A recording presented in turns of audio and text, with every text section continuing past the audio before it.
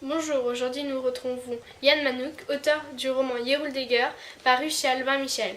Yann Manouk, le bar nazi dont tu parles dans Yerouldegger existe-t-il vraiment à Oulan-Bator? Oui, il y a un bar nazi à Oulan-Bator, c'est vrai.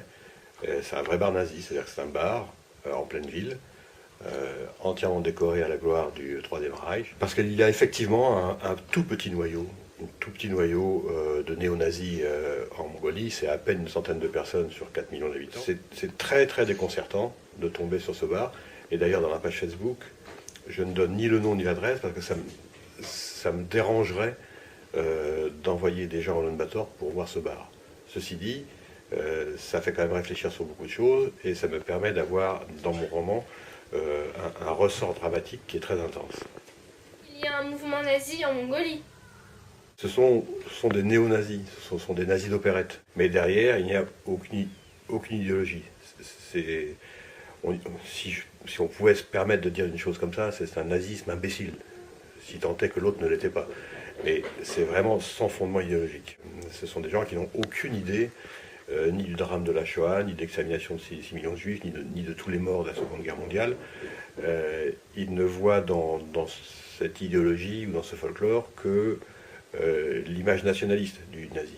Et effectivement, les Mongols, en ce moment, ont une sorte de regain de nationalisme, notamment vis-à-vis des Chinois. Et c'est vrai qu'on pourrait, pour résumer, dire qu'ils ont la haine des Chinois comme les nazis avaient la haine des Juifs. Comment peut-on expliquer ça?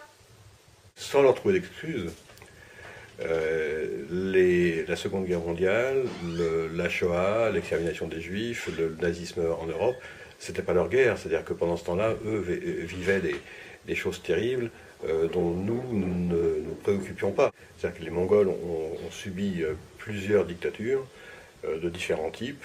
Et nous, pendant ce temps-là, la Mongolie, on s'en foutait un peu. C'est-à-dire qu'on ne savait même pas où c'était. C'est-à-dire que la moitié des gens confondent le Mongolien intérieur et la Mongolie indépendante. Et donc il faut relativiser les choses dans l'histoire. C'est que oui, ce qui s'est passé en Europe était terrible. Et c'est difficile de supporter que une petite bande d'abrutis en Mongolie s'en moque sans le comprendre. Mais d'un autre côté, il faut admettre aussi l'idée que nous, sous prétexte que ce qui se passait en Europe était horrible, on a fermé les yeux, on n'a même pas cherché à comprendre ce qui se passait ailleurs. Mais tu t'en sers pour ton roman. Mais ça peut sembler un peu glauque comme ça, comme base de travail pour un roman, mais ce n'est pas la trame principale. Le roman est fait de plusieurs trames, 3 ou 4 trames individuelles autour des personnages qui sont des problèmes personnels, et 3 ou 4 trames extérieures aux personnages, notamment ce mouvement nationaliste avec ses néo-nazis.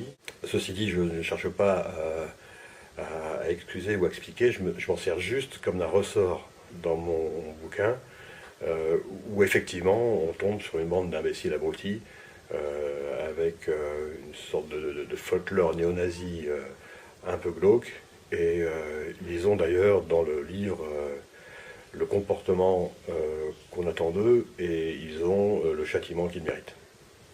Tout ça sert de toile de fond à mon roman, mais la trame essentielle reste le parcours de ce personnage, Yerouldegger, qui a été vraiment bousculé et secoué par la vie, et qui, à l'occasion de 2 crimes atroces, replonge dans ses propres angoisses et dans son propre passé. Merci Yann Manouk.